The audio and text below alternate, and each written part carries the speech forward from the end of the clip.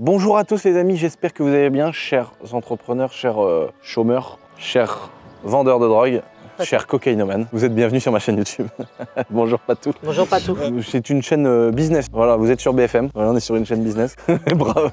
Par contre, on est engagé nulle part, je vous préviens. Hein. Voilà, ça va tirer ni à gauche ni à droite. Mais en tout cas, vous êtes sur ma petite chaîne YouTube où on parle de business, on parle d'entrepreneuriat. Quand on y arrive, mais surtout, j'ai envie de te dire, quand on n'y arrive pas, les causes, pourquoi, comment. Voilà, je vous explique tout sur mes sociétés, les bilans, les chiffres, tous les détails, je vous les donne. Et aujourd'hui, on est devant la belle petite maison du Seigneur. Donc vous avez vu tous les épisodes et aujourd'hui c'est le dernier. Soyez pas trop malheureux les amis.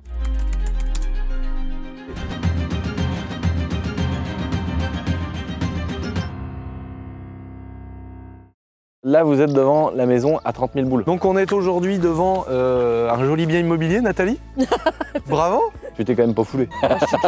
Je me suis pas foulé mais c'est que j'avais pas les moyens non plus. Oh, Oh, c'est dégueulasse de dire ça. Mentir aux gens qui nous font confiance toute l'année. Mais non, Tu devrais pas. Quand je l'ai acheté cette maison, c'était dans mes moyens. Là. Voilà, ok. Voilà. Ok, d'accord. Bon, on va faire avec alors. Pourquoi Patou elle est avec nous dans cette vidéo? Patou, pour ceux qui la connaissent, mais vous la connaissez beaucoup sur ma chaîne principale, elle travaille avec nous depuis combien de temps maintenant, Patou? 5 ans. Depuis 5 ans, elle travaille avec nous. Elle est à l'expédition, la gestion du stock, le renouvellement de notre marque La Boiserie, voilà, que j'ai pas mis aujourd'hui. Aujourd'hui, j'ai une petite ensemble de notre ami ici Japon. Tu te rappelles qui est venu nous voir? Et je l'adore ton ensemble. Mais Patou, par contre, elle représente. Le petit t-shirt de la foire Boiserie, le petit retour Boiserie. Donc pour tous ceux qui participent notamment en ce moment, franchement depuis tout à l'heure il y a des Pokémon qui passent. Valentin franchement c'est pas sympa ça. Oh, il a pissé en son froc. Il a pissé en son froc. Oh il a pissé en son froc. Bon les amis, vous avez pensé qu'on est des sales chiens. Depuis tout à l'heure il y a des espèces de Pokémon qui sont introuvables, qui sortent de la société. Et les mecs gros, il n'y a pas une goutte d'eau dans leur corps. Là le mec il a fait pipi à quelqu'un dans son pantalon. Ah mais ça c'est le folklore de la campagne. Ça, les chasseurs alcooliques, les mecs qui se baladent tout nus, qui se branlent dans les buissons. C'est la campagne, sinon on serait en ville si on n'aimait pas ça. C'est vrai. Ça se trouve, il y en a en ville aussi, puis on le sait pas. Oui, il y en a sûrement en ville même d'ailleurs. Ça se trouve, il y en a peut-être même plus en ville que chez nous.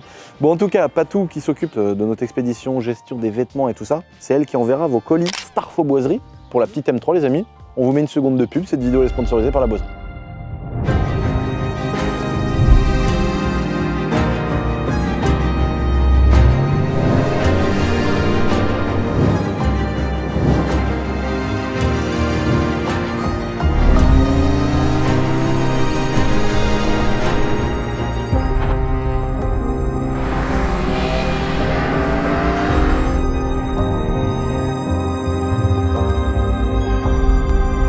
Quand on a acheté cette maison aux alentours de 30 000 €, on avait dit qu'on allait tout refaire, etc. Et Patou s'était placé directement en disant bah, moi ça m'intéresse vu que c'est ton village, t'habites là, toi c'est ça ici, donc c'est normal ce qu'on vient de voir. Oui. C'est commun. C'est commun. C'est comme ça tous les jours. Oui. Voilà, merci. Et donc en fait c'est Patou qui va louer cette maison et puis qui nous la rachètera plus tard. Oui mais pour la petite histoire quand même, il faut savoir que Patou est né dans cette maison. Oui voilà, ouais, ça, ouais, c'est faux. Alors dans cette maison. Patou, on est sur un vrai produit français. Incroyable là. Du terroir, c'est-à-dire que elle est née dans le village, elle va passer sa vie dans le village. Voilà. Moi je suis né à Angers, bon, toute ma vie je vais traîner autour d'Angers, tu vois, j'espère. Tu vois, j'aime bien, je fais des stories de temps en temps, c'est un peu sorti de son contexte, les gens ils leur publient, regardez cet enculé, il parle qu'il paye trop d'impôts, etc. Oui, j'aime bien me plaindre, je me fais voler de l'argent avec mes contrôles fiscaux, mais c'est du vrai vol, hein. Attention, j'exagère pas quand je dis ça les amis. On est au millimètre, tu vois, il n'y a pas 3 € qui sont mal déclarés, et on se prend des contrôles fiscaux, on nous demande des sommes astronomiques. Donc des fois j'aime bien un peu me plaindre, si on est aussi des Français. Et donc moi je suis né à Angers, je fais ma vie à Angers, et nous on est bien, on est dans notre campagne quoi. Bon là Patou, elle c'est encore pire parce que toi t'es né là dans le village et tu restes là. Et je vais te faire voir où je suis né, exactement dans la maison. Ah t'es né dans la maison? C'est ce que je te dis, elle est née dans la maison. Oui, non mais né là et né... Non, dans la maison. C'est-à-dire tu peux... Ah oui, non mais... En fait c'est la maison de ses parents. Voilà, c'était la maison où ont vécu toute ta famille. Voilà. Incroyable. Donc ce qu'on vous propose les amis dans cette petite vidéo, Patou elle va nous expliquer aussi, elle va un peu argumenter. Parce que du coup il y a une petite histoire, vous avez vu vous le début, les travaux, on vous a tout documenté pour ceux qui n'ont pas vu. On vous remet dans la description les autres vidéos du jour où on a récupéré les clés, des travaux, de ce qu'on a fait, etc. On vous a tout documenté, tout filmé. Là on est vraiment parti sur un truc complet, extérieur, intérieur, les combles, la toiture, la charpente a été refaite. On a tout refait. On vous fait une petite visite maintenant que Patou, ça y est, elle était dedans depuis 3 jours. Oui. Présente-nous ta maison, allez on dessus. Bah voilà. Allez Patou. Oh putain déjà, Soyez les bienvenus. Oh, merci. Eh, franchement, la petite façade, le petit cache ici, ça, tu vois, c'est des détails, mais ça fait propre, tu vois, c'est clean. Il manquerait un petit coup de peinture noire, la truc d'antenne. Le fils à Bougnette. Le fils à Bougnette et le frère de... Comment ça va? Vous vous rendez compte que c'est le fils de Bougnette? Oh non, comment tu l'as appelé, Patou? Bah, il s'appelle Max. Ah, il s'appelle Max. C'est Denise qui lui avait donné ce nom. Non. Maxou. Oh non, trop mignon. Oh là là. Et c'est la gueule à Néné. Ah, bah, c'est la tête Bougnette. à Néné et Bougnette. Hein. T'as l'impression que c'est gros Néné. Oh la Manine, il ressemble plus à Néné, à Manine. Oh, il ressemble plus à ma petite Il est Bougnette qu'à vraiment Néné. trop mignon. Tu sens que c'est le fils à Bougnette, hein? Il a la tête à Bougnette. Incroyable. En fait, quand Bougnette avait fait une portée, on avait gardé René, qui est toujours au château. Il y avait Ripette qui est décédé, et il y avait d'autres chiens, et Patou, elle avait pris un des bébés. Donc ça, c'est là, on a le fils de Bougnette, et pour ceux qui ont suivi un petit peu la petite aventure, Bougnette, après 16 ans, elle est décédée il y a une semaine. La bonne Bougnette du Seigneur. Oh, c'est marrant de voir ça, de voir la pièce meublée, là. Bah surtout qu'ici, il y avait c'était caché, il y avait un vieil escalier, tu te rappelles? Ah ouais, trop la classe. Bah au tout départ, ouais, il y avait une cloison. D'ailleurs, on a réutilisé les carreaux de carrelage qui étaient en chute pour pas que ça se voit trop. Et en fait, là, il y avait une petite cloison, fallait monter par là et tout. Là, Patou, elle a essayé toutes les polices d'écriture. Ça, les amis, c'est une spéciale dédicace à Studio Bastiano. D'ailleurs, si Studio Bastiano, il regarde ça, Patou, elle est fan des aigles et de Johnny Hallyday. Et des éléphants. Et des éléphants. Donc Gérard, faites-lui un t-shirt sur mesure, merde. Non mais en vrai, il est stylé. Nous, on a envie de faire un camion un peu années 70 comme ça, où c'est presque trop, mais tu sais, avec l'aigle, Johnny sur le capot et tout quoi. Le prochain polo, on veut faire une déco comme ça sur le Scania. Non mais c'est trop drôle. C'est trop drôle, tu sais, c'est comme un mec qui referait du tuning des années 2000, mais aujourd'hui, 20 ans plus tard, tu vois, on se ferait insulter de Jackie, mais on kiffe quoi, c'est drôle. En tout cas, petite cuisine, voilà, simple et efficace. Donc là, l'escalier qui a été refait, putain, le petit lasure propre. Ça fait un effet un peu vieilli là, il est beau là. Ils avaient remodifié parce que ça passait, c'était pas les bonnes normes ou je sais plus quoi. T'as vu le petit B, Patou? Anto qui nous fait ça à chaque fois, une petite déco, la boiserie ici. Pour la boiserie et mon nom de famille. Voilà, exactement, Ah bah oui. c'est clair. Pour le coup. Donc là, la cheminée, elle a trop de gueule quoi, avec le bois là. Ah, le petit meuble par contre sympa là, ça te fait un bout de cuisine dans le long là. Voilà. Petite cuisine aménagée sur roulette comme ça, elle peut nettoyer derrière. Ah, c'est génial ça. Alors on va commencer par là directement, petite salle de bain. Ça c'est le compteur électrique. Avec ma petite marque. Génial, les éléphants. Le petit compteur électrique tout neuf, tout refait, tous les disjoncteurs, tout voilà. Tout est propre, bien comme il faut. Bon là, ça c'est quand même... Ils avaient mis une durite en plus qui sert à rien. Non, c'est pour la fibre. Ah d'accord, quand ils vont passer la fibre. Voilà. Et là, le petit bois sympa et tout, c'est tout mignon. La petite entrée... Ah ouais, bah oui, mais c'est marrant. En fait, c'est marrant parce que... On n'imagine pas la maison, je l'imaginais pas comment ça pouvait vous rendre meublé. Mais oui, du coup, ici, c'est les machines. Ah, c'est trop bien ça, les petites. Ah, bah ouais, vraiment. Ah, la petite laverie, très bien. La petite salle de bain, Bien là. la petite porte coulissante qui est là. Ah, ok, il manque. Ouais, là, il faudra mettre le petit truc. Tac. Ah, ça fait stylé, ça, la petite porte coulissante. Bah non, des fois, c'est juste un trou, hein. Oui, Ah c'est bon juste un. Des fois, c'est juste un trou. Ah, hein. vraiment, dans la cuisine, oui, c'est ça. Puis, tu sais, il n'y a pas de truc moche, hein, donc voilà. Sympa. Salle de bain, t'as ménagé ça comme il fallait. D'accord, donc là, les machines, ouais, d'accord, j'avais pas pensé à ça au départ. Le plafond, trop stylé, les poutres apparentes avec le truc là. Alors là, oh, le petit bout de placard tordu comme ça et tout. T'as mis tes chiffons dedans. Alors, donc là, oh non! Ah mais c'est mortel, c'est vraiment un mini salon. Mais c'est génial. Alors ça fait partie des machines, ça là, qui vont devenir des trucs vintage, mais vintage genre Fallout là, comment on appelle ça? Tu mélanges les années 70 et 2050. En gros, c'est un peu comme le jeu vidéo Fallout, que je kiffe à mort. Et ça fait penser à ça quoi. Tu sens que t'as un truc un peu digital, mais ça va bientôt être vieux, j'adore. Mais là, c'est sympa, tu vas te mettre une télé au-dessus là-bas? Oui, une petite télé. Bien arrangé là, quand ça sera arrangé, ça va être sympa.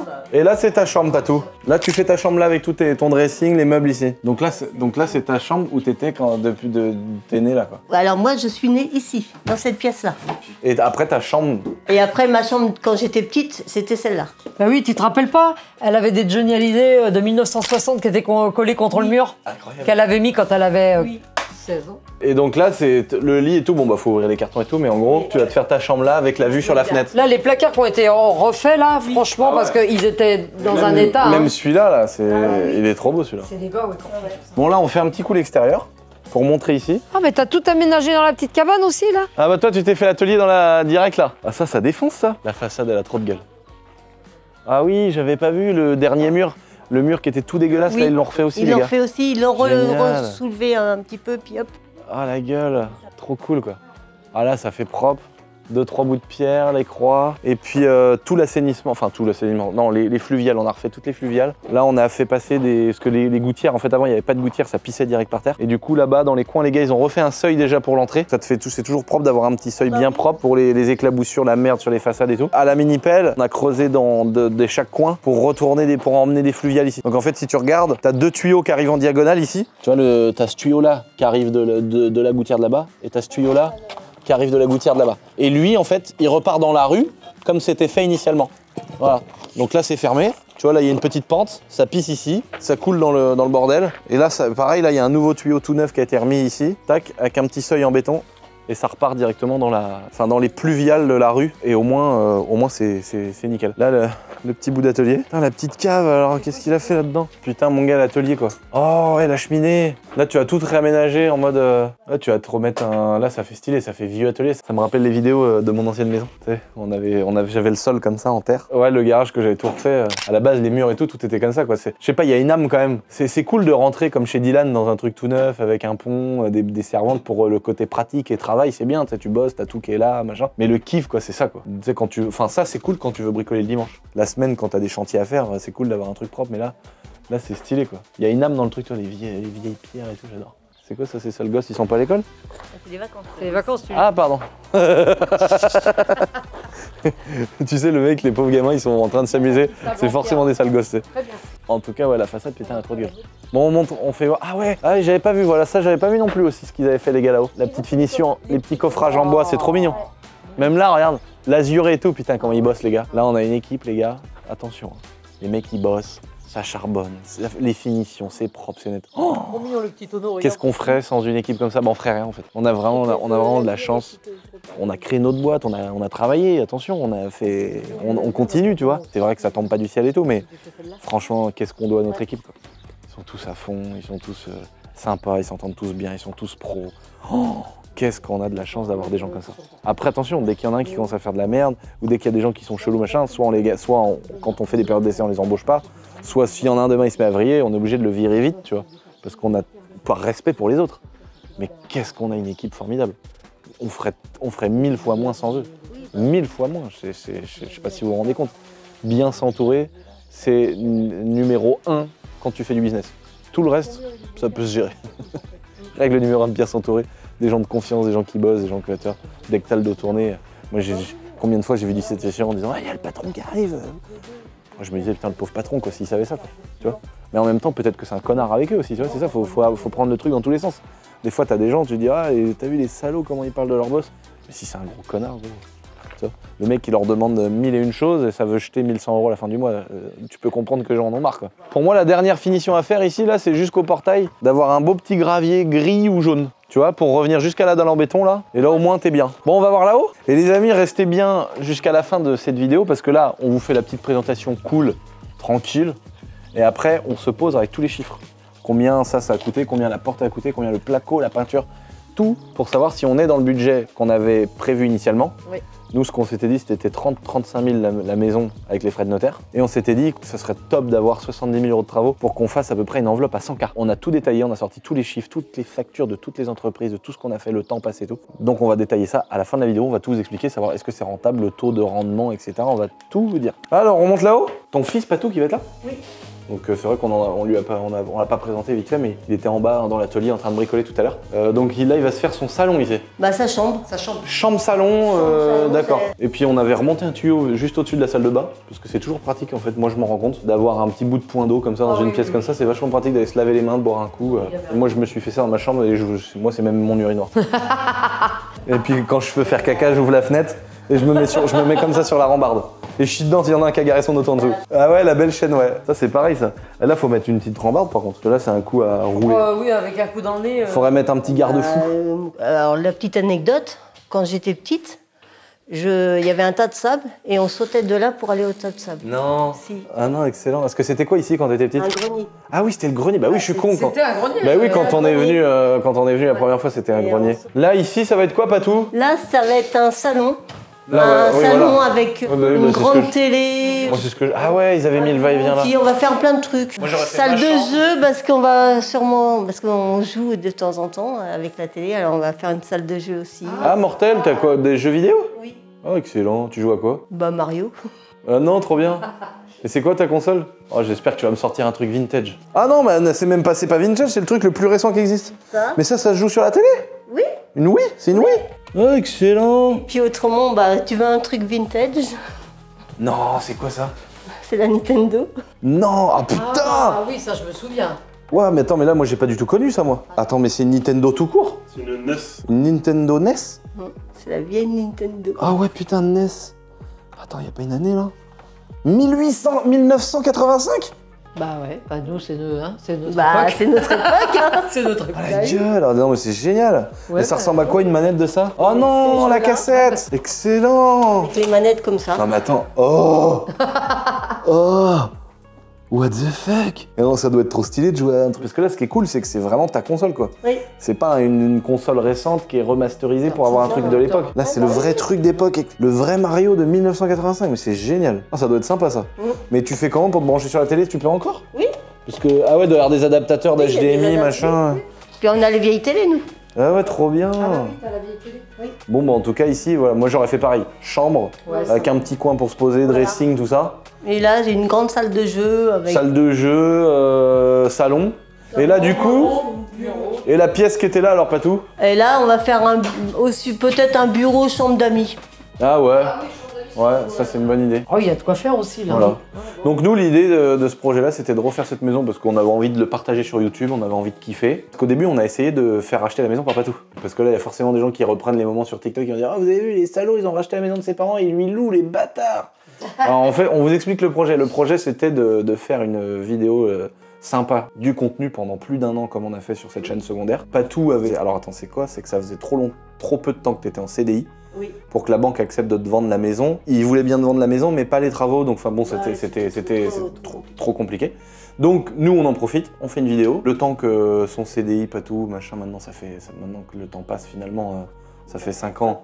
Là, tu vas quand même bientôt pouvoir peut-être voir même avec ton fils, si lui il emprunte aussi avec toi, vous pouvez le faire à deux, hein, vous avez le droit. Et donc nous, on a fait les travaux de la maison, on a fait tout ce qu'on avait à faire. Pendant cette période-là, Patou nous loue la maison. Et une fois que c'est fait, l'idée c'est vraiment de la revendre à Patou ou à son fils, peut-être que ce sera que ton fils. Je pense que ça sera mon fils. Ça sera plus simple, tu sais pourquoi? Parce que en termes de succession, ça coûte des frais. Oui. Et c'est énorme, hein, attention, c'est pour ça que je te le dis, c'est que c'est énorme. Donc le jour où toi, tu finis ta vie, ton fils... S'il doit se cloquer 45% là-dessus, ça casse. Le mieux, c'est que ton fils fasse le prêt. Voilà. Puis pour lui, ça a été à cœur parce que c'est la maison de sa grand-mère. Bah, mais c'est normal. Donc ça va être génial, ça va être génial. Surtout qu'il va y avoir le temps là. Et lui, une fois qu'il sera prêt, qu'il fera son crédit, tac, vous récupérez la baraque, vous êtes chez vous. Voilà. Magnifique. Puis on te remerciera parce que c'est grâce à toi. Bah écoute, c'est toi Patou qui nous a fait bénéficier de l'achat de cette maison, ma petite Patou. Et c'est grâce à toi qu'on envoie les colis tous les jours, Patou, c'est nous qui te devons tout. Putain, et alors pour l'info, Patou, elle travaillait avec ma grand-mère il y a combien de temps? Bah il y a 35 ans maintenant. Ils ont travaillé 17 ans J'ai ensemble. travaillé 17 ans avec Denise. Ma grand-mère, elle vendait des... En fait, on fait le même métier. En fait, tu fais le même métier, mais différemment. Différemment. En gros, ma grand-mère vendait des vêtements sur les marchés de la friperie. Donc ma grand-mère que vous avez vue sur Snapchat, tirée par la fenêtre avec le flingue et tout. Elle faisait les marchés, donc vous alliez à ranger et déballer les étals. Voilà. En gros, on fait un peu la même chose avec nos boutiques éphémères. Hein. C'est ça, oui. C'est exactement la même chose. Et c'était de la friperie. Pendant 17 ans, elle a Donc fait vous ça. achetiez des vêtements de seconde main Oui. que vous aviez triés, je me rappelle, dans la maison rue du Mail. On triait, puis bon, on sélectionnait les plus beaux morceaux qu'on vendait plus cher ou moins cher, ça dépend. Et donc t'avais enfants, femmes, hommes, Voilà. des trucs un peu chics, des trucs un peu usés, des trucs tout neufs. Et tu pouvais acheter tes fringues pour pas du tout cher sur les marchés. Et pendant 17 ans, tu t'as travaillé avec ma grand-mère. C'est que du bonheur. Bah voilà, que du bonheur. Que du bonheur. Et c'est ce que ma grand-mère nous dit à chaque fois. Et elle je nous a- l'ai vu naître. Voilà. Ouais. Et c'est comme ça que tu n'avais plus de travail, toi. Non, j'avais plus de travail. Et nous, on était dans un concours. Les salauds. Et j'ai dit à Patou, elle était en train de boire un petit coup avec maman. Et je lui dis, dis donc, Patou, j'ai dit, tu voudrais pas venir nous dépanner pendant 8 jours, on va te faire un contrat. C'est vraiment, Et puis ça fait 5 ans. c'est vraiment ce qui s'est passé avec tous nos amis avec qui on travaille aujourd'hui. Oui, Genre Hugo d'Essentiel Airsoft. Aujourd'hui, il gère la boutique et tout. Mais Hugo, à la base, je lui ai dit, mec, on a lancé notre boîte d'airsoft. Le Covid, le confinement, c'est fini et tout. tu veux pas m'aider pendant 3 mois? Il m'a dit vas-y, pendant 3 mois, vas-y. Et ça fait 5 piges et maintenant c'est le patron de la boîte, on ouvre un autre magasin. Tu vois, Patou c'est pareil. 8 jours normalement. Dylan, Dylan à la base c'est mon pote, je lui avais demandé de me faire 2-3 chantiers de mécanique, maintenant voilà il fait l'atelier. Enfin, il y a beaucoup de gens comme ça qui travaillent avec nous aujourd'hui où c'est des potes qui nous ont dépannés au départ comme Ralid et maintenant ils ont des responsabilités hyper importantes, ça fait trop plaisir. Donc on est très contents. Ça nous fait plaisir aussi de travailler avec toi. Mais on est content de Patou, on est très content. Si tout le monde pouvait être comme toi, oui.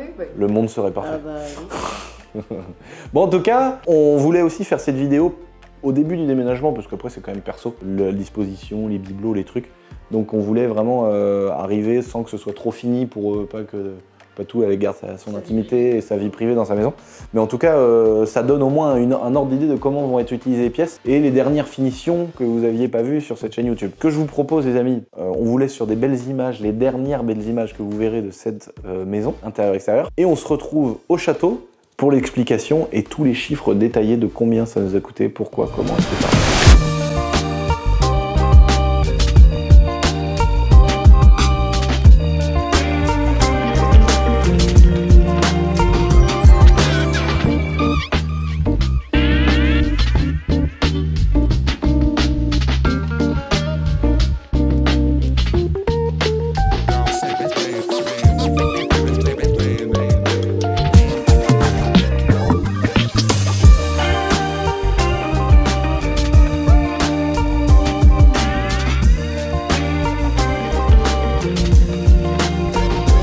Les amis, nous voilà arrivés dans le bureau. Alors, j'ai préparé un petit document que j'ai mis ici. Donc là, on a toutes les factures relatives à cette petite maison. On va faire donc un petit décompte que mon incroyable équipe de comptabilité m'a mâché un petit peu le travail. Donc on a un beau petit papier qui est juste là, où ils nous ont tout mis. Ça, c'est les travaux qui ont été faits. On va énumérer tout ce qu'on a fait.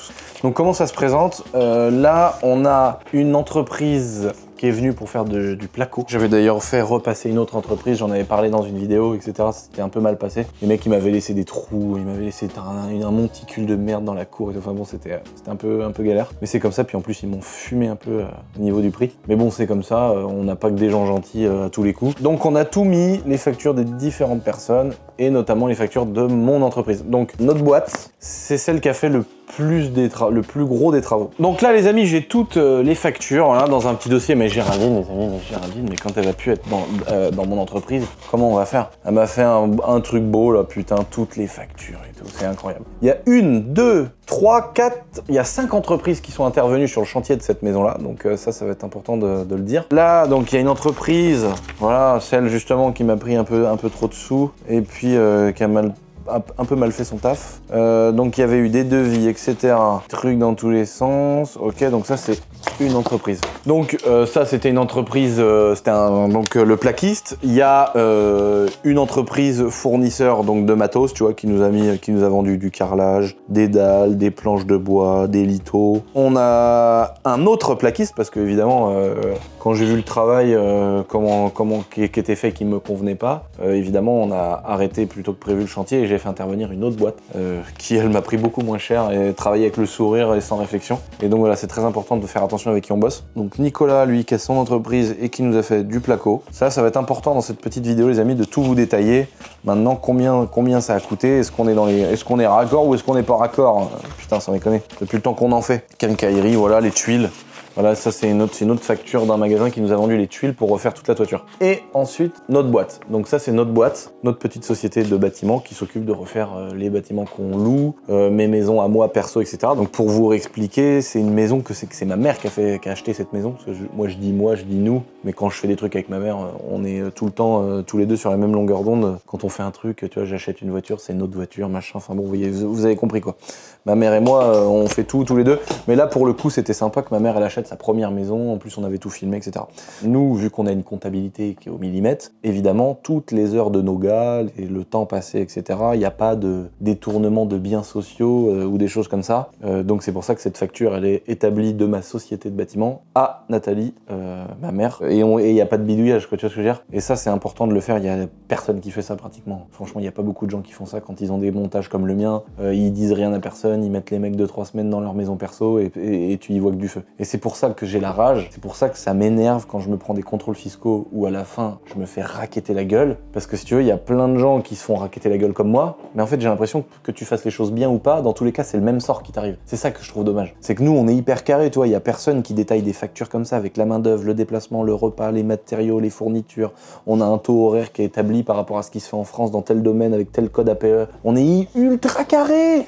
Tout est détaillé, les heures, le pourcentage, le temps qu'il a passé sur place pour tel chantier, pourquoi, avec tel véhicule, il a été chercher ceci, cela, tout est détaillé, qui a travaillé sur quoi, à quel moment et tout. On est hyper précis alors que c'est une maison qui nous appartient à nous perso, tu vois. Avec tout ce qu'on fait, je vous jure que si on passait des mecs et qu'on leur disait vas-y on les met 2 mois sur le bordel, on déclare rien à personne, c'est la boîte qui paye le temps des gars et ils font des maisons pour nous. Il y en a plein, mais vous vous rendez pas compte. Le nombre de personnes qui font des trucs comme ça, le nombre de personnes qui déclarent pas ceci ou qui déclarent pas cela. Et donc c'est pour ça que j'ai un peu la rage quand on arrive, on te met 200 000 € d'amende pour un redressement fiscal, tu négocies et à la fin on te dit bon ok 15 000. Donc ça veut dire qu'à la base quand on te met 200 000, c'est soit t'es responsable et les 200 000 tu les dois, sinon tu vas en tôle frère, parce que t'as fraudé ou parce que ou on te saisit. Mais c'est normal, t'es en France, t'es dans un pays comme le nôtre, etc. T'as pas à voler, tu vois, parce que c'est toujours les mêmes qui payent de toute façon quand tu voles les gens. Donc t'as pas à voler, tu prends le risque de voler, tu prends le risque de te faire défoncer. Bah non, c'est-à-dire que les mecs qui volent, qui se prennent 200 000 balles d'amende, s'ils négocient, qu'ils prennent un avocat, ils en ont pour 10 000 ou 15 000. Bah non, c'est soit t'as une amende, et point barre, t'as une amende, tu mérites d'avoir une amende, ou alors tu n'es pas fautif du tout. Mais pas un petit peu. Et là, sur mon contrôle fiscal de ma boîte d'airsoft, c'est ça quoi. Tu vois, ça commence à 140 000 €, 144 000 €. Et puis là, aujourd'hui, on me dit, bon, bah, c'est 20 000. Parce que j'ai voulu négocier avec la hiérarchie, machin truc. Mais non! Mais je suis toujours pas d'accord, j'estime que je suis pas fautif. On a été au millimètre sur cette société. J'ai eu un redressement fiscal une année, j'avais dû faire des mouvements d'argent parce que j'avais pas déclaré mes premiers salaires YouTube, c'était 70 € un mois, l'autre mois c'était 340 €. Voilà, j'avais dépassé le seuil de ma micro-entreprise, il y avait de la TVA un petit peu à rattraper, etc. J'ai tout régularisé, machin. J'ai pris mes 80% d'amende, hein, évidemment, parce qu'à chaque fois on te met 80% d'amende. Et voilà, là à l'époque, on pouvait me reprocher de pas avoir déclaré mes 70 €, tu vois, sur des chiffres d'affaires qui avoisinent les 20 millions d'euros. Je pense que je suis pas le plus grand brigand de la France quand même, tu vois. Donc j'ai payé, j'avais pas déclaré mon salaire de 70 € et mon deuxième salaire YouTube de 340 €, voilà. Tu vois, et j'ai payé, j'ai fermé ma gueule parce que j'avais fait une faute. Où il y avait des fois des petits trucs, des petits détails, mais très légers. J'avais eu 20 000 € de redressement, j'ai payé. Après, j'ai eu d'autres contrôles fiscaux, ils ont rien trouvé. Ils ont abandonné, ils ont vu que c'était super sérieux tout ce que je faisais. J'ai eu les félicitations du jury, je suis tombé sur des bonnes personnes. Là, pour ma boîte d'airsoft, je suis pas tombé sur une bonne personne. Je suis tombé sur une personne qui a pas supporté arriver au château, voir un jeune comme moi, qui entreprend, qui kiffe, tu vois, de voir que toute mon équipe, quand elle a vu que, tu sais, tous les salariés de la boîte et tout, tout le monde a vu qu'ils kiffaient aussi leur taf et tout, tu sais, ça pose problème, tu vois. Tout est trop beau. Tu vois ce que je veux dire? Et gros, je me suis fait défoncer, quoi. Et donc, quand ils trouvent pas comment te défoncer, parce qu'il n'y a rien qui prouve, aujourd'hui on peut pas me reprocher d'avoir fait ci ou d'avoir fait ça, donc même moi je ne sais pas ce qu'on me reproche. J'ai tout le détail, je vais sûrement faire une vidéo complètement détaillée avec un avocat fiscaliste et un expert comptable pour vous expliquer pourquoi je me fais voler, c'est du vol manifeste. Donc quand on sait pas ce qu'on t'a fait, tu sais, c'est comme un flic qui t'arrête, qui est un peu con, et il t'a pas vu, il a pas trop, mais il aime pas ta gueule, il va te mettre rodéo. Oh, vous avez accéléré, il sait pas si c'est trop de bruit, il sait pas si t'as fait un excès de vitesse, du coup dans le doute il te met rodéo. Bon bah là c'est ça, là c'est ça, là ils ont rien, ils arrivent pas à me reprocher quelque chose. Donc vu que pendant le Covid, on était donc en confinement et que après on a mis du temps à immatriculer la boîte parce qu'il y avait des confinements, on pouvait pas immatriculer, il y avait pas de gens qui travaillaient à la préfecture, aux impôts, machin, les gens étaient pas là. Donc pendant cette période, vu qu'ils savent pas comment légiférer là-dessus, ils m'ont mis période occulte. Donc une période occulte, ça veut dire que c'est comme si tu fais du blague, c'est comme si tu vends et que tu déclares pas, voilà. Et puis ils ont redressé aussi ma mère sur la partie de l'impôt personnel parce que du coup si c'est une période occulte, c'est-à-dire que t'as pas payé d'impôt perso dessus, d'impôt sur le revenu. Alors qu'on a payé nos impôts perso, on a payé la TVA, on a payé les impôts, on a payé l'IS, on a tout payé. D'ailleurs les amis, dites-moi, j'ai pas envie de passer pour le mec qui se plaint, je paye des impôts, vous vous rendez compte et tout, parce que c'est comme ça, mais j'ai envie de vous donner toute la transparence, de vous expliquer des fois comment ça peut être injuste d'avoir un contrôle fiscal alors que t'es hyper carré. Est-ce que ça vous intéresse que je fasse une vidéo détaillée sur mon contrôle fiscal, les impôts, etc. Vous montrer vraiment, voilà, c'est pas une vidéo pour vous prouver qu'on se fait un peu défoncer, c'est plutôt une vidéo pour vous montrer comment ça se passe un contrôle fiscal, qu'est-ce qu'on a à me reprocher, etc. Dites-moi si je vous fais une vidéo détaillée, etc. sur la fiscalité, la France, etc. Parce que c'est vrai que des fois ça peut manger la vie, mais on entend tout et rien, on sait plus si c'est vrai ou pas. Dans tous les cas, t'es un salaud, dès que t'as 5 € en poche, t'es un salaud de riche. Donc t'imagines bien que moi je suis une vraie merde à me plaindre des impôts. En tout cas, dites-moi si je vous fais une vidéo dédiée les amis, ça pourrait être intéressant, je vous détaille tout. En tout cas, donc on disait, il y avait 5 entreprises qui étaient intervenues, dont la mienne. Donc déjà, la maison, on va décliner par les prix qu'on a dépensés. La maison, on l'a payé 34 000 €, frais de notaire peut-être inclus. C'est là que déjà la vidéo elle commence mal parce que je me rappelle même pas si c'est dedans. On va dire 35 000 €, parce que de toute façon sur 30 000 €, c'est 7% à peu près des frais, donc ça doit pas être des gros montants. Donc on va dire à peu près 35 000 € la maison. C'est peut-être, je crois que c'est 34, mais peut-être que c'est 36 avec les frais de notaire. Donc vous voyez, on est proche de la réalité. Par contre après, ça va être très précis parce que c'est Géraldine qui a fait les détails, donc ça va être à l'euro près. Il y a une entreprise de matériaux chez laquelle on s'est fourni, ça nous permettait de payer moins cher le plaquiste parce qu'on achetait nous-mêmes avec notre entreprise, vu qu'on a une boîte dans le BTP, on peut acheter les produits en étant professionnel. Ce qu'un particulier des fois ne pourrait pas faire ou ça serait pas intéressant, ce qui paierait beaucoup plus cher. Moi en tant que professionnel avec mon cabis, la plaque de placo, ça se trouve je la touche à 10 balles, alors que le particulier s'il va, admettons chez Leroy Merlin, il la paye 35, tu vois ce que je veux dire, c'est vraiment des grosses différences comme ça. On a acheté des matériaux pour 4 497 €. On a acheté du bois pour 2 962 €, on a de la petite fourniture pour 75 € quincaillerie. On a un devis donc de la première entreprise qui était intervenue pour le placo. Donc ça c'est le placo à l'étage. Donc ça, il y en a eu pour 11 963 €. Ensuite, j'ai fait intervenir une autre entreprise qui a fait le bas, mais le bas, il y avait quand même moins de taf parce que il n'y avait pas les plafonds. Et puis 2-3 petits détails qui fait que c'était un petit peu...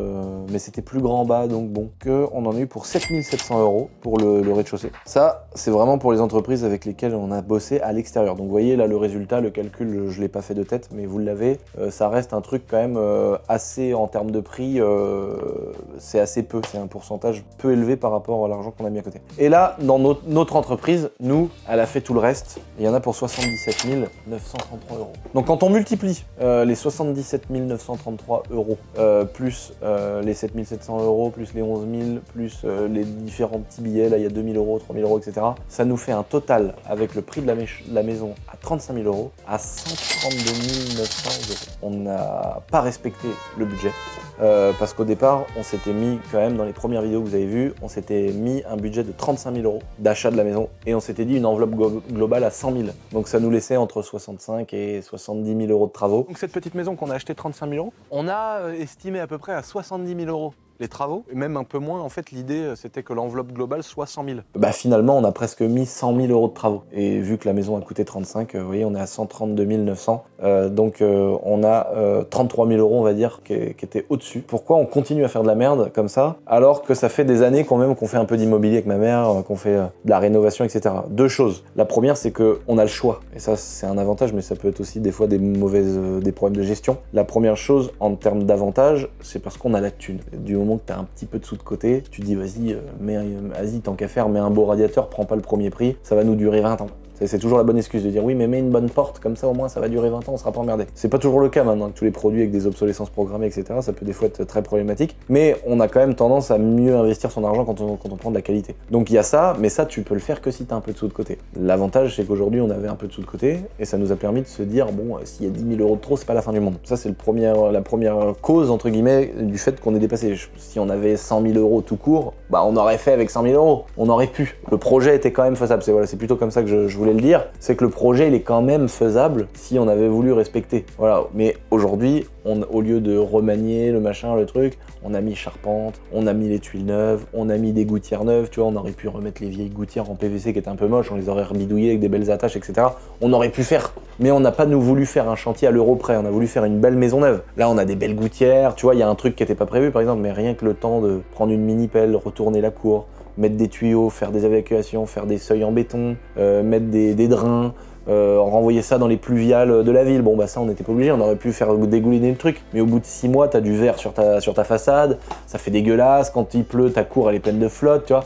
Donc c'est des petits détails de merde, mais ça change tout. Dans 20 ans ce sera beaucoup plus propre en ayant fait ça plutôt que de le faire à l'arrache. Donc des fois tu te dis c'est 1000 balles, c'est 3000, mais ça a été mieux investi. Bon là on a quand même 30 000 balles, tu vois, c'est quand même beaucoup, on a 30% de trop. Première cause, c'est ça. La deuxième, c'est qu'on a tendance avec ma mère à beaucoup déléguer à nos équipes qui sont professionnels, qui sont chauds de la mort. Et ils ont tendance à négocier des fois en disant « Oh, vous devriez faire ça, c'est quand même beaucoup mieux, tu vois. » Et ils arrivent à nous avoir à chaque fois, tu vois. Donc les gars, ils sont très forts. Et c'est eux qui nous disent « Putain, mais non, le crépi, il faudrait mieux faire comme ci, comme ça. » Et c'est vrai que des fois, ils vont vraiment nous conseiller la qualité, quelque chose qui va durer. Et c'est sûr que dans 20 ans, on sera peut-être content de se dire putain Alexis, espèce de salaud, t'as bien fait de nous manger la vie pour faire ça. Parce qu'il avait raison. Et donc voilà, donc je pense que la principale erreur, c'est d'avoir sous-estimé au départ les travaux. Mais bon, attention les amis, il y a des gens, il y a pas longtemps, il y a une vidéo qui est sortie sur moi d'un youtubeur que je connais pas, qui parle de moi sur sa chaîne YouTube, c'est un jeune avec un bob. Et donc le gars il fait des vidéos où il y parle de gens, et putain, ça m'a fait bizarre parce que ça fait longtemps qu'on n'avait pas fait une vidéo sur moi comme ça, sympathique, sans me défoncer la gueule, tu vois. Et le mec il est très sympa. Tu vois, il y a Loïc aussi qui a fait une vidéo, Loïc Bourget, que j'adore, qui est venu ici, on a été voir toutes mes entreprises, etc. Et il y a quand même un sentiment où les gens ils me prennent un peu pour le gros businessman de ouf, qui est super intelligent, qui est trop fort. Les gars, c'est gentil, c'est flattant, enfin ça fait plaisir, tu vois, de voir des gens qui te voient comme le mec qui est un génie du business, mais les gars, il faut se rappeler d'un truc, c'est que moi ma force c'est d'être sur YouTube, d'être connu et d'avoir des vidéos de mongols qui fonctionnent, des vidéos sur cette chaîne là qui tournent aussi, mais c'est ça ma force en fait, hein. Je suis pas plus fort que les autres. Évidemment, si tu t'appelles Philippe Etchebest, il est très fort dans la cuisine, certainement, hein. J'y connais rien, mais il est certainement très fort dans la cuisine, mais là où il a été fort, c'est d'être présent pendant des années et des années à la télévision. C'est pour ça qu'aujourd'hui, n'importe restaurant que Philippe Etchebest va ouvrir, ça va être un carton. Le mec, non seulement il est fort dans la bouffe, mais en plus de ça, il est connu à mort. L'autre, il ouvre un restaurant, mec. C'est un truc dans son domaine, tu vois ce que je veux dire? C'est pour ça que moi, je suis vraiment mauvais quand j'arrive à faire des bilans dégueulasses sur mon magasin de moto. Parce que c'est un domaine que je connais par cœur. Et en plus de ça, avec YouTube, etc., normalement, tu vois, donc on est vraiment mauvais. Mais c'était de notre faute. Je me suis fait voler de l'argent, le magasin, voilà, il y avait pas de vendeur dans le magasin. Enfin bon, il y a eu des choses compliquées dans mon magasin de moto, ça c'est clair, que j'ai pas vu, j'ai mis du temps à m'en rendre compte. Il y a eu plein de péripéties. Là, on est à plus 83%. Voilà, on est bien là sur le magasin de moto. Je suis pressé de vous faire la prochaine vidéo. Lulu Ronce de Noyer, mon magasin a failli couler 1 an après. Quelle directive j'ai pris pour changer tout ça? Et là, je suis pressé parce que ça va vraiment dans le bon sens. Je suis pressé aussi de vous faire ma vidéo sur les chiffres d'Essentiel Airsoft 1 an après. Je vous ai fait une présentation, d'ailleurs c'était ici. Le premier bureau d'Essentiel Airsoft, c'était là où les gars bossaient au château. On a eu un des bilans pas ouf parce que l'Airsoft, voilà. Aujourd'hui, on a un beau bilan, on a beaucoup taffé. Le magasin de moto, on est vraiment sur une belle côte qu'on est en train de remonter, avec des belles évolutions de chiffre d'affaires, etc. Donc je suis pressé de vous montrer tout ça, de vous détailler les chiffres d'affaires. C'est vrai que des fois, les gens, ils voient ce que j'arrive à faire, ou ils se disent putain, il est parti de sa...